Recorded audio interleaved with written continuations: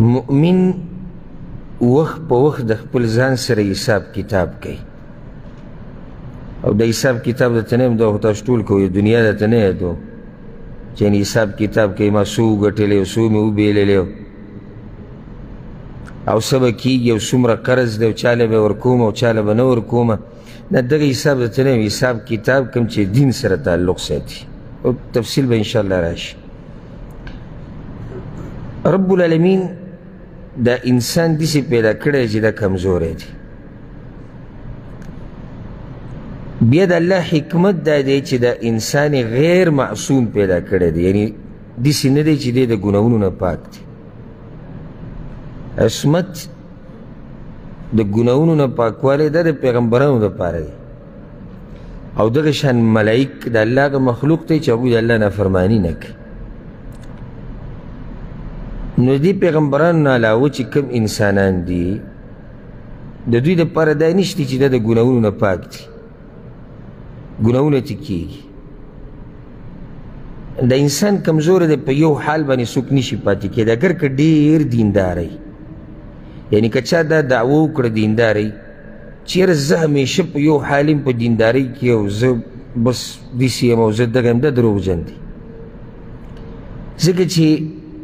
دا کېدی نشي چې ستا دینداري دی په یو ځای ودرېږي یا ستا دینداري دی همیشه بره روانې او په تا دې څه شی اثر ونه کړي نه ګوره کله نه کله په سړي کې خیر غالبه شي کله د شر طرف غالبه شي لکه انسان کمزوری دی ولې ځکه چې فتنې دي شیطان دی که هغه په پیریانو کې دی که هغه په انسانانو کې دی بچي دي ښځه ده مال دی ملګري دي علاقه ده او داسې پسې بیا ځه دا ټولې خبرې ته په یو ځای نه پرېږدي کله به یو طرف ته زوره ورکېږي کله به بل طرف ته زوره ورکېږي کله سړي دینداري ډېره برابر شي موبایل یې تباه و برباد کړي دینداري ورته ټوله ګډوډه کړي کله د سړي دینداري ډېره برابر شي د پیسو د لالچ یې ټول تباه و برباد کړي کله دینداري ډېره ښځې ته ورسي د زنانو په یو فتنه کې اخته شي کله دینداري ډېر ښځې ته ورسي د یو سړي او ترقي کوي د بدو ملګرو سره دی ملګری شي او غار سره لاړ شي ډړې وړې شي کله سړی په دیندارۍ کې ډېر ښه رواني خو د ښځو د بچو سره بې پناه محبت او په هغه محبت کې ته الله یې شي قرآن ته یې شي حدیث ته یې شي پیغمبر ته یې شي هغه دینداري ټوله ګډوډه شي خبره ما دا کوله چې انسان کمزوری دی کله ګناه کې واقع شي کله عبادت کې د الله طاعت کې کله پې غفلت زورور شي کله د الله یاد پې زورور شي کله د الله طرف ته ورشي کله د دین نه شاکي او دا حالات په انسان باندې راځي کله پې د الله ملګري زورور شي کله پې د شیطان ملګري زورور شي د هغې دپاره به موږ څه کوو چې د حالات په یو ځای پاتې کېږي خو نه د هغې دپاره هر وخت کوشش او محنت نو دا د الله رحمت دی په دې انسانانو باندې چې دوی ته دروازه د توبې کولو کړې ده زه د توبې باره کې خبره نه کوم دویم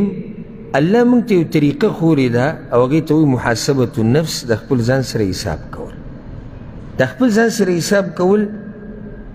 د دې دپاره دي چې موږ په یو حال نه پاتې کېږو ځکه که موږ په یو حال پاتې کېدی شوې په دیندارۍ کې او همیشه زمونږ د ایمان په بر روان وې نو بیا حساب کتاب ته ضرورت نشتی که نشتی ورته بیا هېڅ ضرورت نشته ځکه چې موږ همیشه په څه کې یو په ترقۍ کې یو خو موږ همیشه په ترقۍ کې نه یو موږ کله په ایمان کې ترقي کوو کله راکوزیږو کله په بر روان یو کله په کتره روان یو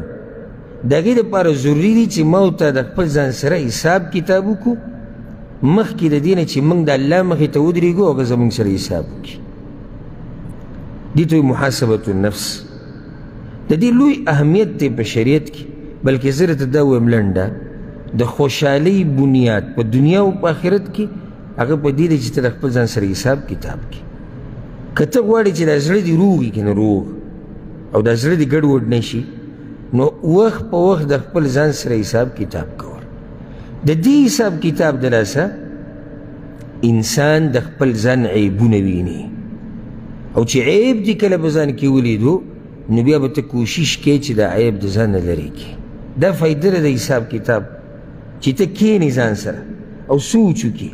چې زه په ترقۍ یم که زه په کته را روان یم. زما امید ده انشاءالله تاسو ټولو په ترقۍ کې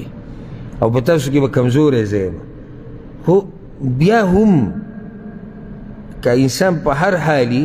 خو کوشش دا پکار دی چې سړی وخت په وخت د خپل ځان سره کینی چې صرف الله یې او دی والله او د دغه ټیم کې د خپل نفس سره خبرې شروع کړي، د خپل ځان سره خبرې شروع کړي چې تا څه کړي دي، ته به څه کې، ستا را روان وخت کې څه طریقه ده، دا چې دې څه کړي ته په هغې باندې راځي، آیا ته به په هغه طریقې کومه چې پخوانۍ ده که نه دې کې به څه بدلون راولي او دا قسم سوالات. او انشاءالله دې وضاحت ښه مخکې را روان ده. دې ته وایي محاسبة النفس او الله په قرآن کې په دې باندې امر کړی دی. سورة الحشر کې الله رب العزت وایي يا أيها الذين آمنوا اتقوا الله، ایمان والو ویریږئ د الله نه، ولتنظر نفس ما قدمت لغد، او ودی ګوري هر نفس چې د سبا دپاره څه لېږلي، دې ته حساب وایي. ودی ګوري هر نفس چې د سبا دپاره څه لېږلي، قیامت ته دومره رانږدې که وایي سبا دپاره دې څه لېږلي، لکه څنګه چې دنیا والا کیني وایي سبا دپاره دې څه کړي دي. آخرت والا چې کیني د آخرت بچي دینداره خلک هغوی دا سوچ کوي وایي قیامت ته دې څه لېږلي دي. دغه ایتونو کې الله مخکې یو خبره کوي او ډېره یعنی عجیبه خبره ده، خو که د چا زړه ویښ هغه پرې پوهېږي. الله وایي ولا تكونوا كالذين نسوا الله فأنساهم أنفسهم، مه کېږئ په شان د هغه چا په شان چې الله یې هېر کړی نو الله یې هېر کړو د هغوی نه ځانونه د هغوی. دا ډېره عجیبه خبره ده. لکه دې څه ونیوي الله د قرآن په بل ځای کې الله دا خبره کړې ده موږ یې هېر کړي موږ هم هېر کړي ده. او دا لوی تبعي ده، لویه تبعي چې عرش والا ته هېر کړي او چې عرش والا ته هېر کړي نو تا یادوي څوک، او چې عرش والا دې یادوي نو ته هېر کړی چا یې. چې الله یې هېر کړي خو ته ختم شوې، خو دلته د ناشنا تعبیر فانساهم انفسهم، الله یې هېر کړو، الله د هغوی نه د هغوی ځانونه یې هېر کړو. سړی و چې ځان د چا نه هېرېږي. موږ خو دا سهار ماښام چې دا کومه منډه ووو او دا شپه ورځ مې یو کړي دي د ملا تیر مې خپل مات کړو، دا خو دې لپاره کوو چې خپل ځان راته یاد دی. نه، خپل ځان هېرول څه ته وایي؟ کله چې یو سړی دین یې هېر کړي که نه او الله یې هېر کړي پیغمبر یې هېر کړي د ده نه ځان یې هېر دی. ځان ته څنګه هېر دی؟ قبر کې به دی څه کوي؟ دې طرف ته د سوچ نشته. الله مخې ته به دی څه جواب ورکوي؟ دې طرف ته د سوچ نشته. دی جنت ته ځي که دی جهنم ته روان دی دې طرف ته سوچ نشته. تاسو ما ته ووایئ ځه چې دې سړي ته خپل ځان یاد دی که نه یادول تاسو ډوډۍ ته وایئ. دا ډوډۍ که ته یېره کړي تا نه یېروي، مه یېرېږه. دا ډوډۍ که ته یېره کړي که نه تا نه یېروي. دا رزق که تا نه خطا شي ته ترې نه خطا کېږي، دا په تقدیر کې لیکلی شوی دی، په تا پسې به راځي. که بیمار په کټ کې پروت وي خوځېدی نه شي ستا خواله به راځي، او که لاس پو دي بلکل کار نه کوي یو انسان به دله په خوله کې دا رزق درکوي خو درکوي به دله. زه دغه یادول درته نه یم، دا خو موږ ټول خپل ځان دومره یاد ساتلی دی چې تپوس یې مه کوو. ځان یاد ساتل دې ته وایي چې یو سړی دې سوچ کړي چې زما به کېږي څه په قبر کې، زه به الله له څه جواب ورکوم. هغه همیشه ژوند دی، دا وختي طور دی، هېڅ خبر نه که به غریبۍ کې تېر شو، په سختو کې تېر شو، یو څو کاله دي او د سترګې د رب په اندازه کې تېرېږي. د سترګې د رب په اندازه کې 80 کاله عمر به دي، د نیمې نه زیات ته کېدی شي والی لږ پاتې دی. که دا لږ ته لږ سخته تېرم کې څه خبره نه ده، خو هغه همیشه ژوند دې خراب شو دا ته ځان تباه و برباد کړو. نو دا الله ناشنا خبره کړې داسې سوچ پکې وکړي. الله وایي زه یې هېر کړم، ما د هغوی نه د هغوی ځانونه یې هېر کړو. او انسان ته خپل ځان هله یادي چې دی د خپل ځان سره حساب کوي. لکه اوس یو سړی 40 کاله عمر یې دی، 30 کاله عمر یې دی، 50 کاله عمر یې دی، 80 کاله عمر یې دی. دی په دې دومره کلونو کې چېرته دی نه دی ناست چې ده د ځان نه تپوس کړی چې تا د الله دپاره څه کړي دي او څه دې نه دي کړي. د دې سړي نه خپل ځان نه دی هېر؟ هېر دی چې که نه یاد دی ورته؟ هېر دی چې